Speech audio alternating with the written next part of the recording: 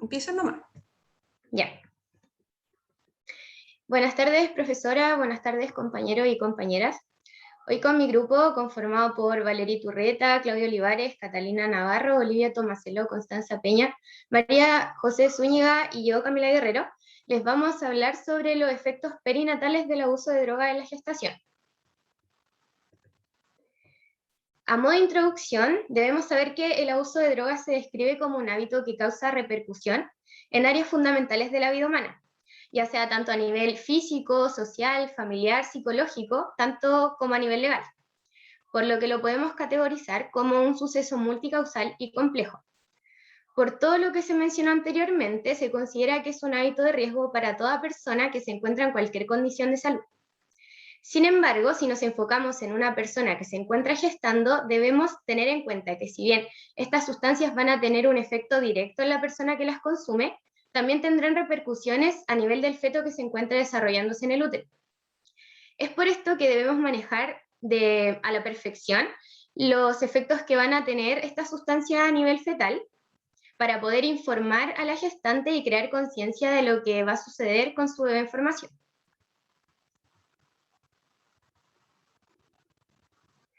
Partiremos hablando sobre los efectos fisiopatológicos que van a tener estas drogas en el feto y en el recién nacido.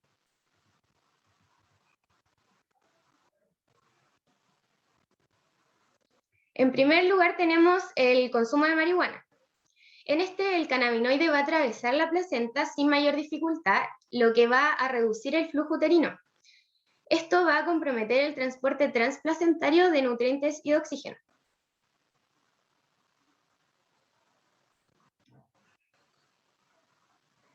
Luego tenemos el caso del tabaco.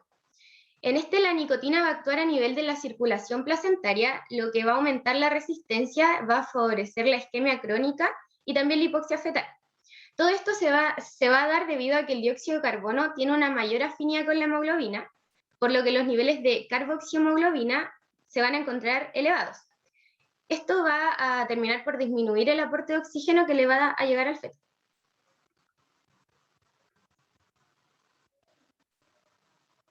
En el caso de la cocaína, va a suceder un bloqueo sistemático de la recaptura presináptica de las catecolaminas endógenas, dopamina, epinefrina y norepinefrina. Lo anterior se va a traducir en que va a existir un exceso de estos neurotransmisores en la membrana postsináptica, lo que va a desencadenar una desorganización de las funciones del cerebro.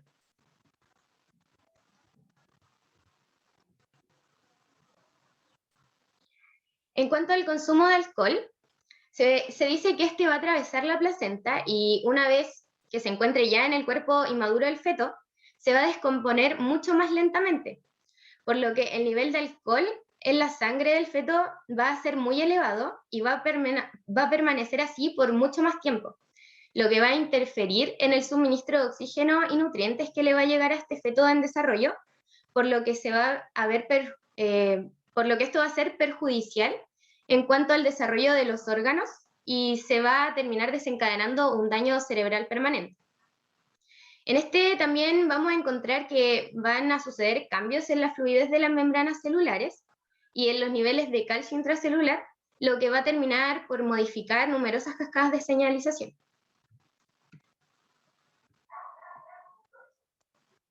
Finalmente tenemos el consumo de los psicofármacos. Estos van a ser fármacos que van a atravesar la barrera y se van a instalar en el líquido amniótico, por lo que su efecto siempre va a depender de la edad gestacional en la que se encuentra. Si nos enfocamos en el marco del primer trimestre del embarazo, estos fármacos pueden afectar las células multipotenciales y si estas se afectan, pueden llevar a la muerte del embrión. También pueden ocurrir malformaciones morfológicas macroscópicas por acción de fármacos teratogénicos inespecíficos, afectando los órganos que se encuentran en desarrollo. Sin embargo, por otro lado, también vamos a tener los fármacos que van a tener una acción específica, por lo que van a tener sus órganos y tejidos específicos en los cuales van a tener su efecto, por lo que alrededor los otros órganos y tejidos no se van a ver afectados, por lo que no tendrán un efecto teratógeno. Si nos enfocamos ya en el segundo o tercer trimestre, van a haber complicaciones obstétricas, como podemos tener un parto de pretérmino o un bajo peso al nacer, lo que nos va a alertar de que esta madre y este recién nacido van a necesitar cuidados intensivos. Ya, ahora vamos a hablar sobre el pronóstico y las secuelas para el recién nacido según el tipo de droga.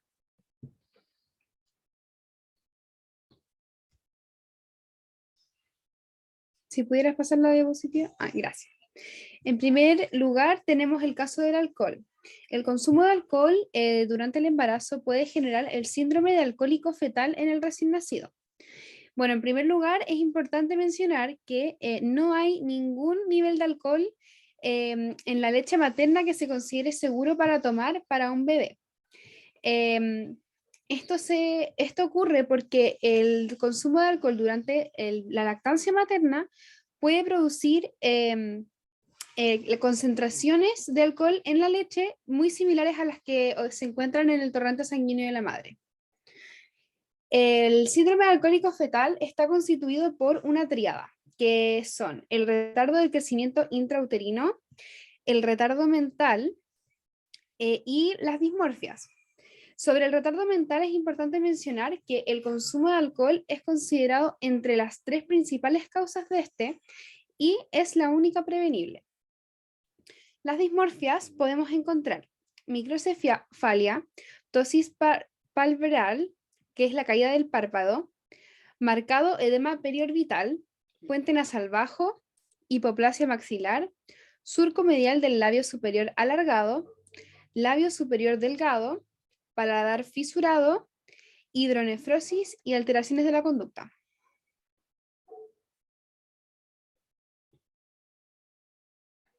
Sobre la marihuana podemos encontrar alteraciones motoras, alteraciones visuales, por ejemplo, la agudeza visual y las alteraciones de conciencia, por ejemplo, alteraciones en el razonamiento, en la comprensión verbal y en la memoria de corto plazo.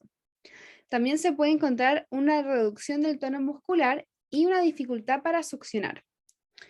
Además, es importante mencionar que los componentes de la marihuana disminuyen la producción de la prolactina, lo que en este caso inhibe y dificulta la lactancia materna.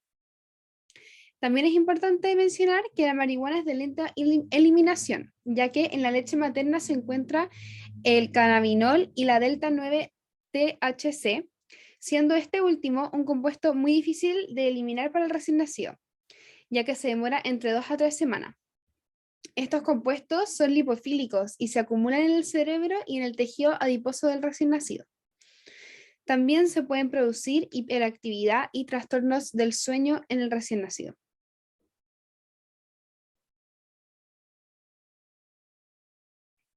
El tabaco puede producir una restricción del crecimiento, ya que el humo produce cambios en la metilación del ADN de los genes asociados a la restricción del crecimiento. También se encuentran consecuencias neurológicas, donde no ocurre una correcta proliferación y diferenciación de las células neuronales, las que promueven la apoptosis.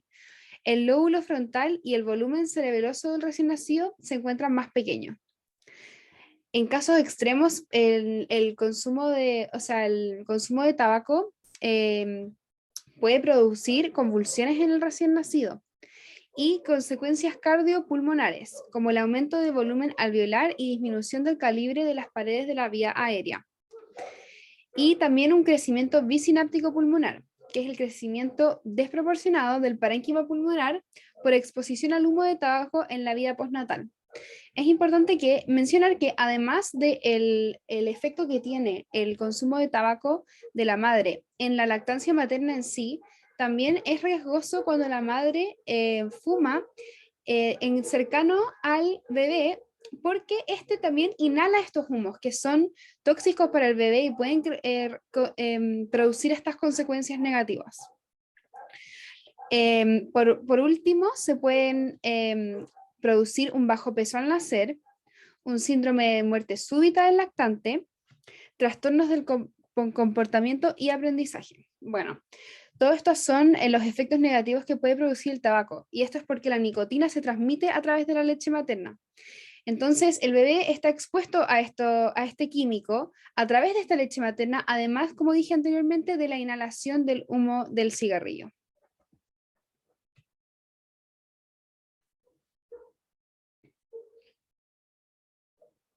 Ah, disculpe, eso lo dije antes, entonces me equivoqué. Ya, psicofármacos. El consumo de psicofármacos puede producir en el recién nacido paladar hendido, malformaciones cardíacas, malformaciones del músculo esquelético, trastornos neurocomportamentales y un bajo peso al nacer.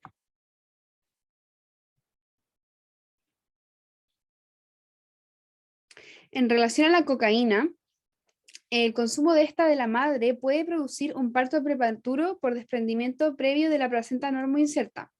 También puede generar malformaciones genitourinarias, cardíacas, intestinales o cerebrales, como también una talla, peso y circunferencia craneana menor a la de la edad gestacional del recién nacido. También puede producir un síndrome neurológico, el que incluye un sueño anormal, temblores, bajo apetito, irritabilidad y ocasionalmente, en casos graves, crisis convulsivas de poca duración. También puede producir un síndrome de muerte súbita del lactante, inestabilidad autonómica, temblores y convulsiones, hipertonía e irritabilidad, dificultad de de alimentación y de succión, y también un déficit cognitivo, trastornos del lenguaje y trastornos del crecimiento. La cocaína pasa a la leche materna, también pudiendo generar no solo problemas durante el embarazo, si la madre lo consume, luego problemas físicos y neurológicos del recién nacido al momento de nacer, sino también después de nacer, ya que, como dije recién, la cocaína pasa a la leche materna.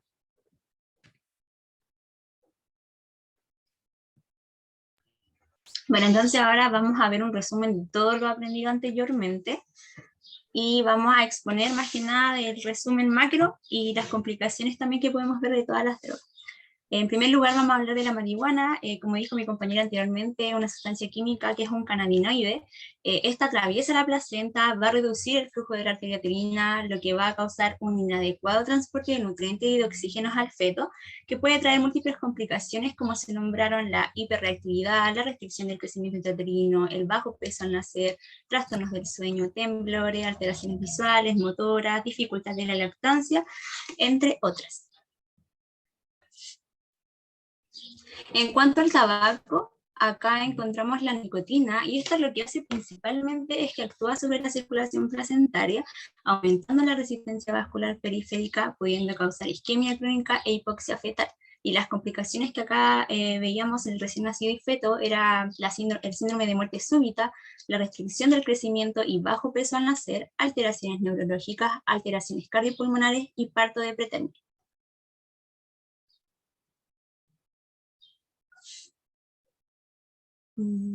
Cata, ¿puedes cambiarlo, por favor?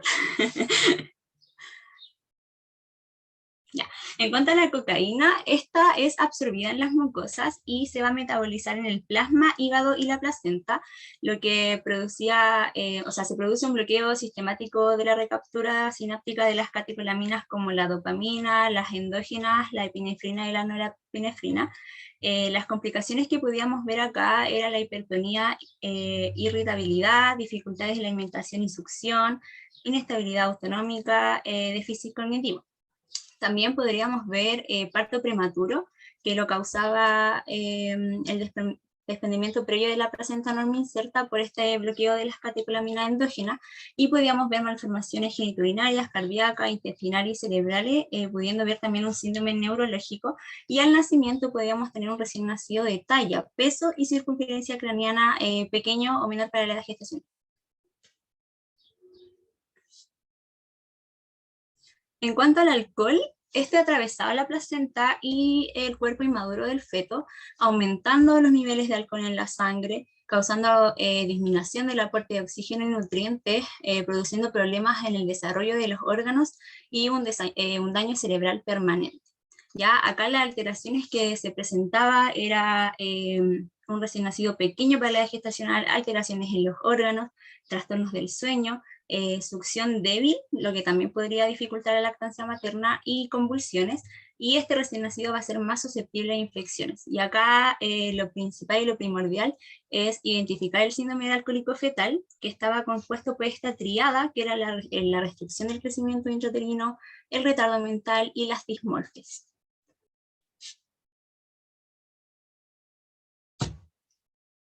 Ya, y por último, los psicofármacos, estos van a atravesar la barrera y se van a instalar en el líquido amniótico, pero va a depender de la edad gestacional donde se consuman. Cuando hablábamos que si se consumían en el primer trimestre de la gestación, iban a afectar las células multipotenciales, lo que podría llegar a una muerte del embrión. En cambio, si se consumía en el segundo y o tercer trimestre de la gestación, podíamos enfrentarnos a complicaciones obstétricas como un recién nacido de bajo peso al nacer, un parto de pretérmino y quizás que queden cuidados intensivos neonatales. Dentro de las complicaciones que podríamos ver eran las malformaciones cardíacas, paladar hendido, malformación del músculo esquelético y trastornos neurológicos.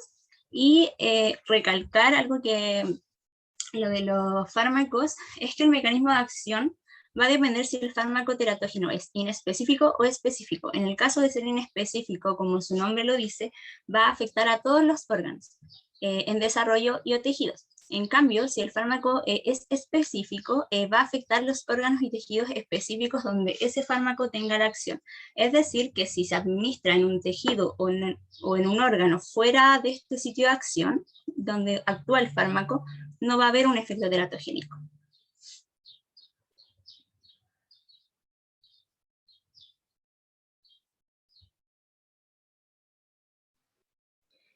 Ahora vamos a hablar un poco sobre la influencia cultural y socioeconómica de las madres frente al uso de estas drogas. El consumo de estas sustancias psicoactivas en estas mujeres embarazadas hay que tener en cuenta que es un problema de salud pública y de alto impacto social. Por ende, los efectos negativos del feto se han estudiado desde la antigüedad en respuesta a las sustancias que consume la madre. Sin embargo, es de suma importancia separar a la madre de su hijo y estudiarla a esta como propiamente tal, ya que va a estar rodeada de una serie de problemas que van a ser derivados de este consumo y de muchos castigos sociales que van a recaer sobre ella, puesto que a ojos de la sociedad va a estar rompiendo con los mandatos de género que se estipulan y que es lo que se espera de ella en un rol materno. Si nos enfocamos de lleno en estas mujeres, lo primero que debemos destacar es que van a ser personas que suelen provenir de familias en las que uno o más familiares consumen estas sustancias de manera problemática, por lo que esto se ve instaurado como un patrón conductual en el entorno en el que se desarrolla esta mujer. Y esto va a tener efectos directos en el patrón de crianza que va a tener ella, porque se puede perpetuar o si logramos crear el cambio que queríamos desde nuestro rol de matronería, que era que se suspendiera el consumo de drogas, vamos a lograr que este patrón de crianza ella lo quiera evitar totalmente.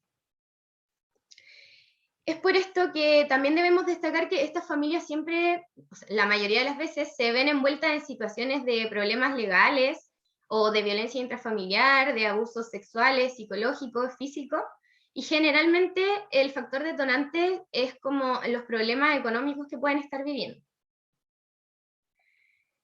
Entonces, en síntesis, podríamos decir que un aspecto esencial es que el embarazo va a poder disminuir o erradicar el consumo de estas sustancias.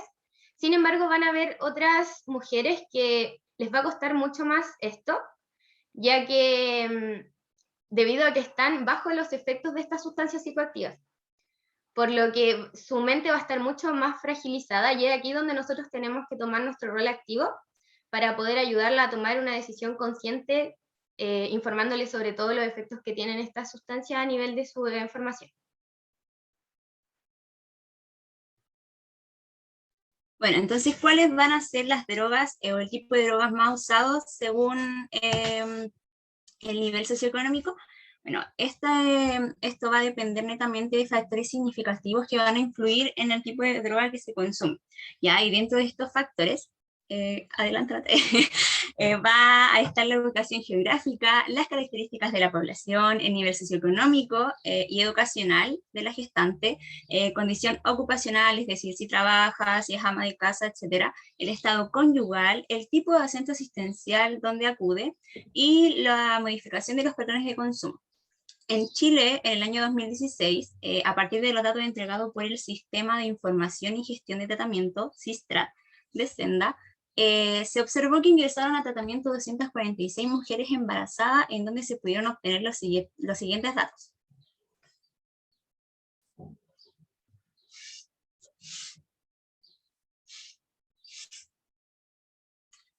Cata,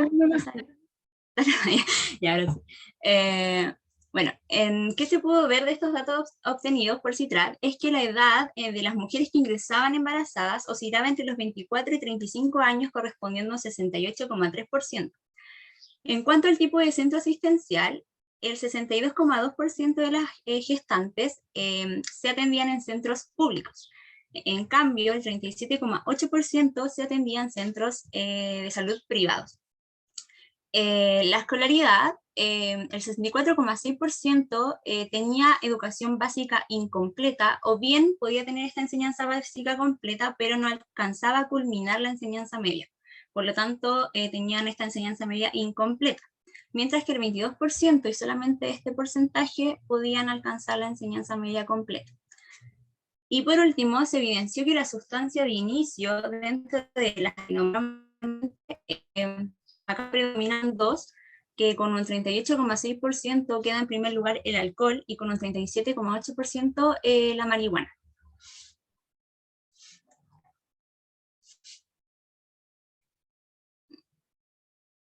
Ya, entonces, ¿qué conclusiones se pueden obtener a partir de esto? Es que claramente hay una diferencia del tipo de droga que se usa según el nivel socioeconómico, ya que la mayor prevalencia del consumo se encuentra en un nivel socioeconómico bajo.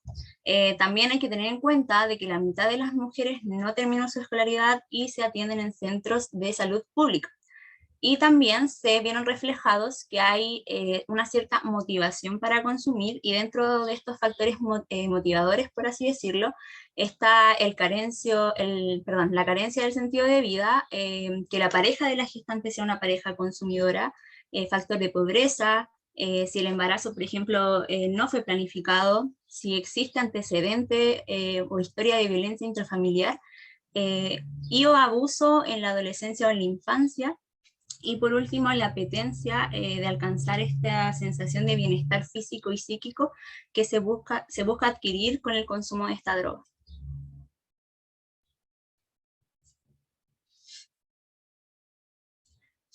¿Ha aumentado o disminuido la incidencia de uso de drogas? Bueno, esto lo vamos a aplicar a un contexto COVID-19 entre el año 2020 y 2021, que es el presente año, que es donde comenzó la pandemia y se ha instaurado la pandemia.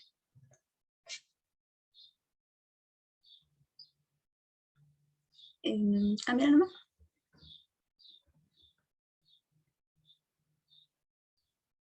Acá vamos a hablar de dos drogas principales que son las que tenían la mayor incidencia, que es la marihuana y el alcohol. En esta encuesta se obtuvieron 38.905 respuestas, sumando entre ambos años a cerca de 70.000 participantes. Acá, en el año 2021, el 22,2% declara haber consumido menos marihuana desde el inicio del COVID-19. Pero el 33,4% dice haber usado más, y el 39,9% indica haber consumido la misma cantidad de droga, pero se observa un aumento de 3,8 puntos porcentuales desde el año 2020 a 2021, que se pasó de 36,1% a 39,9%. Entre quienes consumen menos, el 21,6% dice que esta baja en el consumo es porque hay menos oportunidades de consumir las drogas, ya sea también por la adquisición de esta. También algunos indicaron que era por los efectos que producían en la salud, por la reducción de la capacidad de conseguirla y quizás también para priorizar los ingresos económicos. Entre quienes consumen más, el 64% en el año 2021 dice que esto se debe a la ansiedad, al estrés y a la depresión que causó la crisis sanitaria.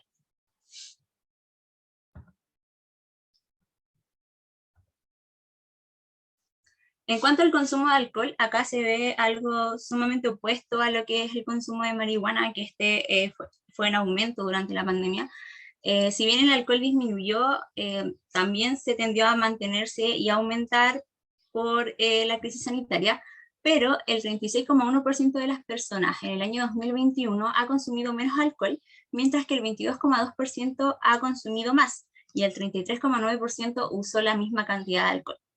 Entre aquellos que consumieron menos, el 42% indica la misma razón anterior de que hay menos oportunidades para poder consumirlas. Y los que consumieron más, el 58,6% dice que lo hace de igual forma que la droga anterior por las alteraciones, por así decirlo, de la salud mental ocasionadas por la crisis sanitaria. Entonces, ¿qué conclusiones o qué análisis podemos ver de esto? Es que la marihuana destaca el aumento del consumo, al igual que el alcohol, que si bien se mantuvo o aumentó por la crisis sanitaria, que era para poder apaciguar la ansiedad, la depresión y el estrés que causó la crisis. Entonces se puede decir que pese a las restricciones de movilidad, los aforos, las cuarentenas que se establecieron, quizá el estado de excepción, los toques de queda, el consumo se ha mantenido o ha tendido a aumentar por la crisis sanitaria, teniendo como la razón fundamental poder apaciguar los efectos colaterales de la pandemia.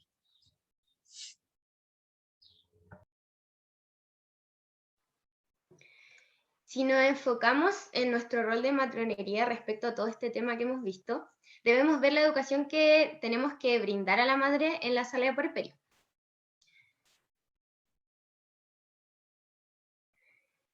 Importante es saber que en esta sala se debe ayudar a la madre con un equipo multidisciplinario y con un enfoque biopsicosocial, ya que se deben abarcar todas las áreas humanas, ya sea lo social, físico y psicológico. Por eso debemos comenzar educando a la madre sobre la importancia de que tenga redes de apoyo, la relevancia que va a tener su familia, su pareja o la persona significativa que va a estar con ella en este proceso, para que pueda establecer vínculos de acompañamiento y que sean efectivos en situaciones en las que ella se vea sobrepasada o estresada por el cuidado de este recién nacido, y que estos no sean factores detonantes para que ella vuelva a recaer en el consumo de estas sustancias psicoactivas.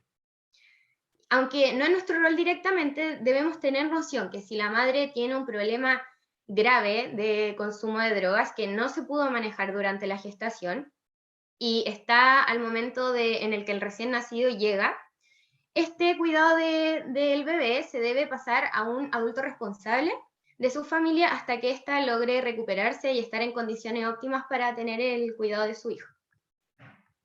En cuanto al entorno, es importante conocer en el cual la mujer se va a desenvolver, dado que en muchas ocasiones este consumo está vinculado a situaciones de violencia y abuso sexual, físico o psicológico, que la pueden conducir a situaciones de baja autoestima o de depresión, lo que puede dificultar significativamente el proceso de cuidado de este recién nacido. Además, debemos saber que si se trata de una mujer que va a llegar a un entorno en el que la droga se encuentra muy presente, es posible que vuelva a recaer debido a que va a estar constantemente en su vida. Por esto se debe educar a la madre sobre la importancia de generar entornos sanos y protectores para el desarrollo de la crianza. Si hablamos de fortalecer el apego, también debemos educarla sobre lo relevante que es establecer el vínculo y para que pueda satisfacer las demandas de su recién nacido y así interpretar las señales que éste le va a dar. También este es un punto importante para nosotros para poder percatarnos de signos de rechazo que pueda tener esta madre con su bebé, puesto que si este embarazo se vivió en un ambiente de consumo abusivo de estas drogas, puede que al mirar a su hijo, al interactuar con él, no tenga un buen recuerdo y esto le entorpezca finalmente el proceso. Si ya nos vamos a hablar sobre la lactancia materna, debemos educar a la madre en cuanto a que cualquier consumo que ella tenga de una sustancia psicoactiva va a pasar a la leche materna y por ende va a llegar a su recién nacido. Sin embargo, debemos evaluar muy bien si es necesaria la separación de la diada. Esta diada se debería separar solamente si los efectos que tiene la sustancia que consumió la madre y se traspasó por la leche materna a su recién nacido superan los beneficios que da esta lactancia materna. En cuanto a los riesgos, como se habló anteriormente, debemos ser muy conscientes y manejar muy bien los efectos que va a tener la sustancia tanto a nivel fetal y las manifestaciones clínicas que nos va a presentar este recién nacido, tanto física como psicológicamente. Entonces, una vez que nosotros ya manejemos esto, se le debe informar a la madre y crear la conciencia suficiente para que ella pueda tomar una decisión informada. Hablando ya del tratamiento, tenemos que tener en cuenta que esto debe ser con un equipo multidisciplinario para evaluar los riesgos y la dependencia que ya nos está demostrando esta usuaria que tiene drogas y plantear la idea de someterse a una desintoxicación, que sería como el panorama ideal. Y finalmente, ya al hablar de los controles, hay que educar sobre la importancia que tiene asistir tanto a los controles de ella como de su recién nacido, ya que esto nos da la oportunidad de hacerle un seguimiento a su caso, ver cómo está, si recayó, si el recién nacido nos muestra manifestaciones clínicas de algún abuso de sustancia, etc.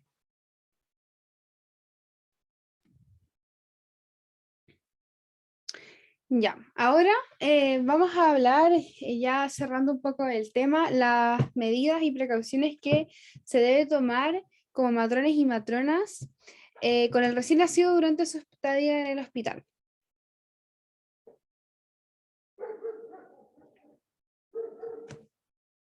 Dale, Cata. Ya, gracias.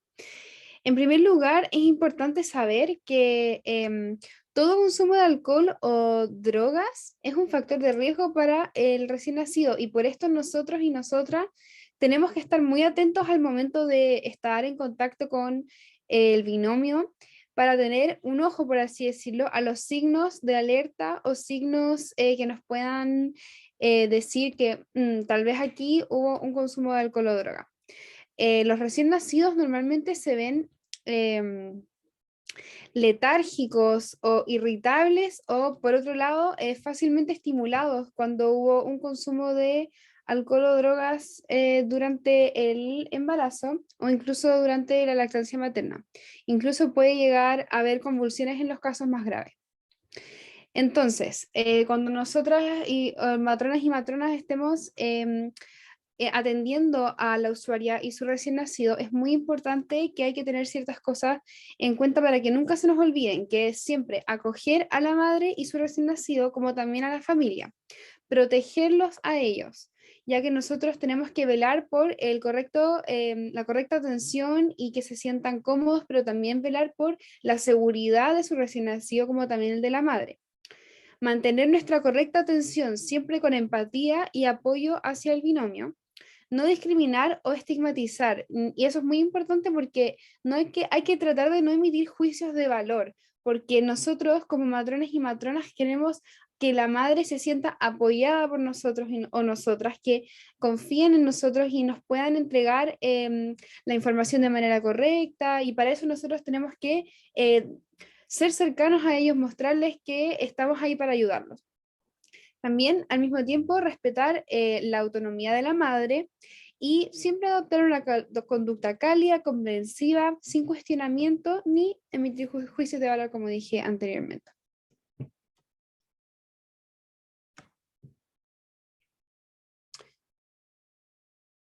Dale nomás, Cata. Ya, el manejo clínico en estas situaciones es delicado, ya que los recién nacidos pueden presentar efectos de corto o mediano plazo, pero también pueden presentar estos signos o síntomas, pueden ser leves o pueden ser graves, entonces siempre tenemos que estar atentos o atentas en cuidar las horas de sueño, mantener la temperatura adecuada del recién nacido, ya sea desvistiéndolo, vistiéndolo más o regulando la circulación de aire dentro de la sala. Cuando esté en periodos de estrés o cuando esté llorando, tratar de calmarlo rápidamente o también educar a la madre para que sepa qué hacer en estas situaciones, que lo ideal es que se pueda calmar rápidamente el bebé, promover el apego manteniéndolo en la sala de binomio con que la madre siempre esté en conjunto con su recién nacido si se encuentra en condiciones. También promoviendo la lactancia materna para que la alimentación pueda ser frecuente, que si bien pueden ser porciones más pequeñas, pero de manera más frecuente. Controlar el peso del bebé, disminuir el ruido, utilizar una luz tenue en la sala y educar a la madre sobre el método canguro, que es el contacto de piel con piel desnudo del bebé sobre el torso de su madre, o también puede ser del padre o de la pareja. También es importante saber que se debe hospitalizar solo si la terapia que estamos tratando de implementar no es capaz de controlar los signos y los síntomas que presenta el recién nacido. En casos de convulsiones, deshidratación severa por vómito, diarrea o si hay fiebre, es donde nosotros tenemos que pasar a cambiar de unidad ya a hospitalizar a este recién nacido. Finalmente, ¿existe algún examen o test para comprobar el traspaso de droga al recién nacido? Sí. Las drogas, al ser consumidas en la gestación, atravesan la placenta, lo que puede generar una adicción al recién nacido. Este recién nacido inconscientemente, a través de la placenta y de la sangre que está fluyendo hacia él, está, o sea, está consumiendo estas drogas, aunque sea de forma pasiva finalmente. Y al momento del parto o el nacimiento, como el bebé ya no está teniendo este flujo sanguíneo desde la placenta hacia él o ella, la droga deja de estar de forma súper abrupta, se detiene el flujo transplacentario y conlleva a que el sistema nervioso del recién nacido reaccione. En verdad, no solo el sistema nervioso, sino que todos los sistemas, generando un síndrome de abstinencia neonatal, que se abrevia SAN. El síndrome de abstinencia neonatal es un conjunto de síntomas que presenta este neonato luego de retirar estas drogas que le causaron una adicción. Y podemos sospechar que este recién nacido tiene síndrome de abstinencia neonatal con ciertas manifestaciones clínicas, como por ejemplo la hipertonía muscular, una alteración en el reflejo de Moro, excitabilidad neurológica, diarrea, vómito, taquipnea o excoloración de la piel. Y todas estas manifestaciones clínicas siempre van a variar dependiendo de el tipo de droga que la madre consumió o si sigue consumiéndola, la dosis, el periodo de consumo, la edad gestacional de este recién nacido, la biodisponibilidad de la droga y su eliminación.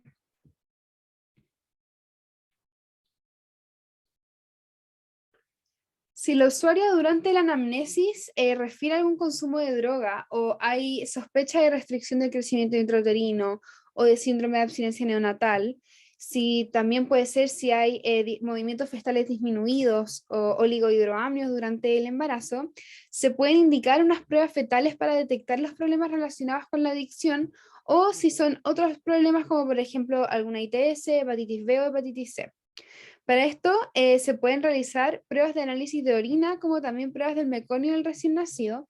Nosotros nos vamos a focalizar más en el análisis de orina, ya que el análisis de meconio no se usa mucho en nuestros hospitales.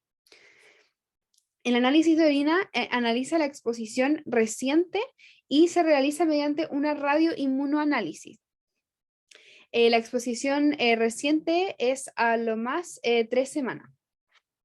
Bueno, esta radioinmunoanálisis, que es de alta sensibilidad, puede dar un resultado positivo o negativo. Y si es positivo, se realiza otro análisis que es de cromatografía, el cual es más específico que el de radioinmunoanálisis, que confirma este resultado positivo que se dio anteriormente. Aquí podemos ver en la tabla que según la droga hay una sensibilidad al examen de orina de esta droga en los resultados, que la cocaína es de un 87%, los opiáceos de un 70 a un 80%, la marihuana a un 20%, y acá es importante destacar que los falsos positivos son un 0%, entonces es bastante confiable los resultados de este examen. En la siguiente tabla podemos ver el tiempo que se demora en detectar el tipo de droga en el examen de orina, que será el alcohol, son pocas horas, las anfetaminas de 1 a 2 días, la cocaína de 6 a 8 horas, marihuana de 1 a 3 días, la morfina, cocaína y heroína de 1 a 2 días y las benzodiazepinas de 1 a 7 días. Con eso nosotros concluimos nuestra presentación del aula invertida y aquí está nuestra bibliografía. Espero que haya sido fácilmente comprensible lo que nosotros quisimos presentar y eso, muchas gracias a profe y todos nuestros compañeros y compañeras presentes. Muy bien, chiquillas, les quedó muy buena la presentación, realmente las felicito, especialmente la presentación de los datos, digno de una tesis, de verdad lo hicieron muy bien, les quedó muy bien, muy claro, muy ordenado y ustedes como expositoras lo hicieron excelente. Especialmente la parte del rol de matronería es así, tal cual lo expuso Camila. Nosotros y Olivia, en el sentido de que estos casos son súper complejos desde el punto de vista psicosocial, ¿ya? Entonces, cuando hacemos la valoración sin saber que la señora es consumidora de cualquiera de las drogas que nombraron las chiquillas, nosotros nos damos cuenta después de la valoración, después de que recibimos el recién nacido, porque empieza toda la sintomatología el síndrome de abstinencia, ¿ya? Y ahí tenemos que volver a la valoración, a revisar los registros de la madre y a la anamnesis dirigida. Muchas veces esto lo dejamos que el médico lo haga. Nosotros acompañamos, vamos los dos, porque igual por el entorno familiar que mencionaba las chiquillas, de repente nos encontramos con parejas agresivas, entonces igual no podemos ir solas y hay aspectos que realmente nosotros no insistimos, ¿ya? Y que lo derivamos a asistente social, a psicólogo. Lo que sí nosotros hacemos, ya sea como matrona especialista o no especialista, ustedes ya en recién nacido, en binomio van a tener que tomar muchas veces el examen de orina, así bien explicadito como lo hicieron las chiquillas, con un recolector que se parece mucho al recolector de orina que ocupan los adultos, pero es chiquitito. ¿Ya? Así que eso les va a tocar hacer, les va a tocar hacer a ustedes como matronas de recién nacido inmediato y de binomio. Y bien, pues, nada más que agregar, está muy completa la presentación, de verdad que les quedó muy, muy, muy buena, así que eso, chiquillas. No sé si alguna compañera, compañero tiene que hacer alguna, aparte de la felicitación, alguna pregunta, pero de verdad yo creo que quedó todo muy, muy, muy claro. ¿Ya? Gracias, profe, me alegro. Gracias, profesor. Ya, chiquillos, voy a dejar de grabar.